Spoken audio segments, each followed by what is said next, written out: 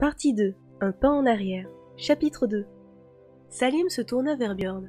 Camille discute avec son frère. Elle en a pour un bon moment. Jusqu'à demain matin, en fait. Je ferai volontiers un tour jusqu'au peintre. C'est la cité où j'habitais. Tu m'accompagnes?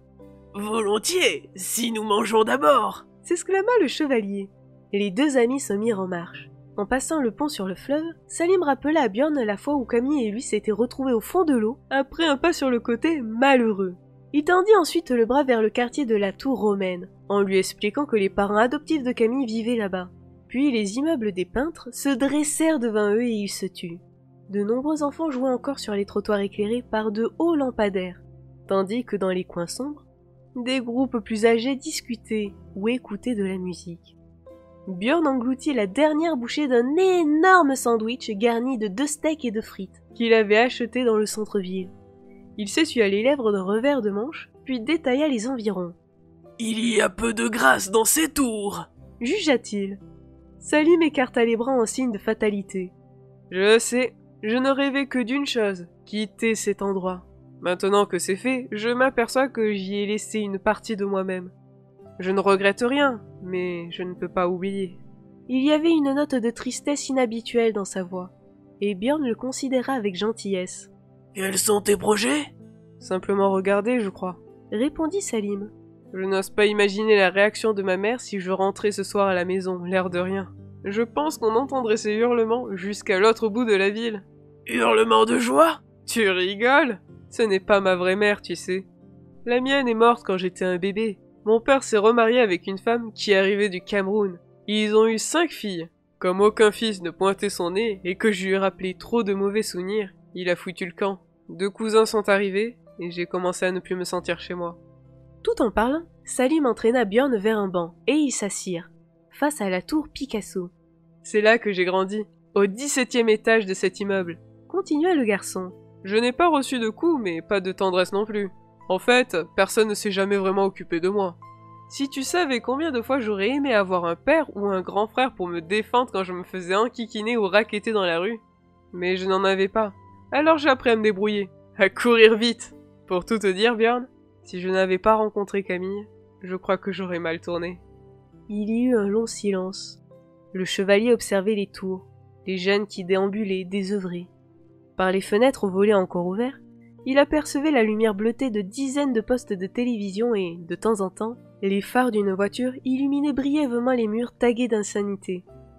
Il ne comprenait pas. À côté de lui, Salim était perdu dans ses pensées. Il reprit soudain la parole, la voix teintée d'une douce allégresse. « Elle est exceptionnelle », confia-t-il à son ami. C'est elle qui m'a donné envie de m'intéresser aux choses et aux gens. Grâce à elle, je me suis accroché au collège, même si ma voie semblait tracée. Je suis ce que je suis, mais ce que je suis, c'est à elle que je le dois. Non, tu as tort! Björn avait parlé avec force, ses yeux plantés dans ceux de Salim. Et Willa n'a pas inventé ton courage, ta force de caractère ou ta loyauté. Poursuivit-il. Personne ne t'a obligé à voler à son secours et c'est à toi et non à elle que je dois la vie. Bien des adultes auraient intérêt à calquer leur attitude sur la tienne, crois-moi. Tu peux être fier de ce que tu es. Salim se contenta de hocher la tête, avant de s'ébrouer comme s'il sortait d'un songe. Il se leva. Je vais prendre une dernière bouffée d'air de mon enfance, décida-t-il. Tu m'attends ici?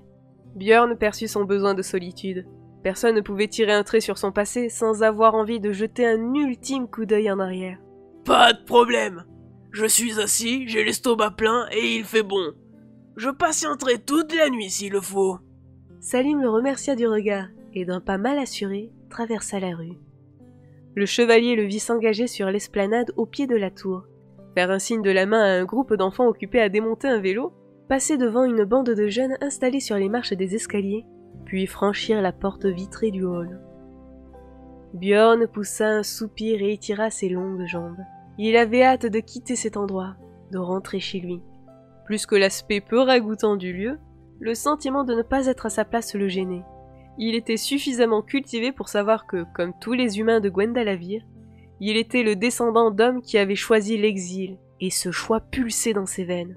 Il comprenait maintenant que Camille se soit sentie pendant des années en décalage avec ce qu'elle vivait. Songer à Camille entraîna ses pensées jusqu'à Merwin. Pourquoi diable le mythique dessinateur avait-il insisté pour qu'il accompagne les adolescents, laissant entendre que sa présence était indispensable à la réussite de l'aventure? Un cri le tira de ses réflexions. Salim l'appelait à l'aide. Björn se leva d'un bond et partit en courant, cherchant à son côté le manche de sa hache. Il traversait la rue lorsqu'il prit conscience qu'il était désarmé. Il poussa un juron. Une mobilette qui arrivait sur lui l'évita de justesse, mais déjà le chevalier gagnait le trottoir opposé. Salim se trouvait confronté à un groupe d'individus à l'attitude menaçante. Sans lancer d'avertissement, le chevalier fonça dans le tas. Salim n'était pas monté jusqu'à son ancien appartement. Il avait déambulé un moment dans le hall d'entrée, passant une main distraite sur les murs couverts de graffitis et les boîtes aux lettres éventrées. Impossible d'y déchiffrer un nom, mais il doutait que le sien y ait été un jour inscrit. Il chuta négligemment dans un prospectus qui traînait sur le sol et prit conscience d'un fait limpide. Il n'était plus d'ici. Sa vie était désormais ailleurs, dans un autre monde avec d'autres personnes. Cette brutale certitude l'apaisa. Comme si un vent purificateur s'était mis à souffler sur son passé. Il respira plus profondément. Il adressa un adieu muet vers le 17e étage et sortit de la tour. La bande était encore là, juste à côté de l'entrée. 6 jeunes dont l'âge variait de 16 à 20 ans. Salim les connaissait. Pas vraiment méchants, mais agressifs, avec une tendance marquée pour la provocation gratuite. Il avait déjà eu à plusieurs reprises des problèmes avec eux, chaque fois pour des sollicitations à la limite du racket. « Salim, t'as pas 2 euros ? Salim, j'ai un truc à te demander !» Avec de la diplomatie, du calme et de l'humour, il s'en était toujours tiré sans encombre. En s'aidant aussi. Trop souvent à son goût. Au fil du temps, au prix d'un savant mélange de discrétion et de mimétisme, il avait acquis la faculté de passer inaperçu aux yeux de ce type de bande. Pourtant, en sortant de la tour, il rejeta les épaules en arrière et sa démarche conserva une indéniable assurance. Il avait changé. Il avait combattu des Reiss, affronté de multiples périls, survécu à d'innombrables dangers. Il avait vu des cités fantastiques et même croisé un dragon. Son torse s'était élargi, ses muscles durcis. Il n'avait plus peur. « File-moi ta casquette !» Salim tourna la tête. Un des jeunes assis sur les marches s'adressa à un garçon âgé d'une dizaine d'années qui avait fait l'erreur de croiser son regard. Le ton était plaisant, mais la gouaille des paroles ne cachait pas qu'il s'agissait d'un ordre. Le garçon, intimidé, obéit. Sans réfléchir, Salim intervint. Il tendit le bras et intercepta la casquette avant qu'elle ne change de main. Il la reposa sur la tête de son propriétaire qu'il poussa gentiment vers la rue. Le garçon ne se fit pas prier et détala, non sans lui avoir jeté un coup d'œil reconnaissant. « Toi, pauvre cloche, tu cherches les problèmes ?» Le jeune qui avait convoité la casquette s'était levé et approché de lui. En un éclair, Salim se rappela toutes les fois où il avait courbé l'échine face aux insultes. Les mots jaillirent avant qu'il ait pu les retenir. « Mon seul problème, c'est toi, face de rat !» Son interlocuteur se figea une fraction de seconde, puis il agit, très vite. Sa main gauche saisit le col de Salim pendant que son poing droit fusait vers sa figure à un arc de cerf court et méchant. C'était un habitué des combats de rue, mais Salim fut plus rapide que lui. Plutôt que d'esquiver, il s'avança pour chercher le contact avec son adversaire. Le coup qui était destiné à sa pommette n'effleura que sa nuque, lui offrant l'avantage d'un bref instant qu'il mit à profit. Il abattit de toutes ses forces le tranchant de ses 2 mains dans les côtes de son agresseur. Celui-ci se plia en deux, en émettant le bruit d'un ballon de baudruche qui crève. Il se laissa glisser à genoux, cherchant désespérément à retrouver son souffle, pendant que Salim reculait d'un pas. Les 5 autres étaient déjà sur lui. Il évita un premier coup de poing, lança son pied dans un tibia et sourit malgré lui lorsqu'il entendit un cri de douleur. « Björn !» hurla-t-il avant d'encaisser un choc sur le menton. Il se baissa pour fouetter les jambes d'un des jeunes, rata sa feinte et reçut un coup sur le crâne.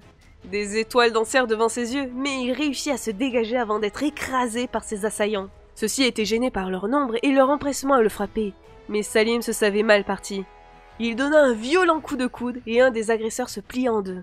Björn entra dans la danse à ce moment-là. Le premier jeune avait récupéré et se préparait à revenir dans la bagarre. Il se sentit tout à coup saisi à la nuque comme par un étau.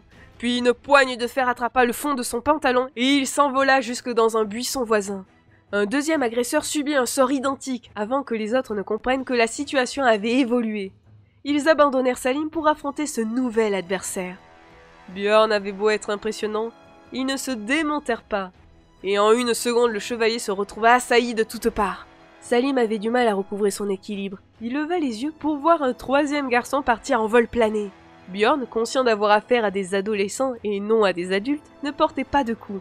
Il se contentait de parer ceux qu'on essayait de lui infliger, et quand il en avait la possibilité, éjectait un de ses adversaires sans la moindre délicatesse, en poussant un grognement sourd. Il faisait un sérieux ménage et les jeunes étaient proches de la panique lorsque la scène s'illumina soudain. Police, on ne bouge plus! La voix avait claqué, forte et autoritaire. La bande se dispersa comme une volée de moineaux, laissant sur le carreau 2 garçons trop groggy pour s'enfuir.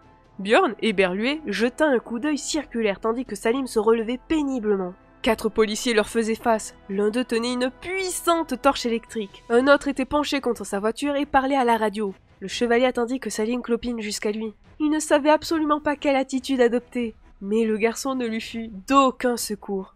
J'en ai assez de ces bagarres de rue. Jeta le policier en reposant son micro. Allez, on embarque ces 4 là.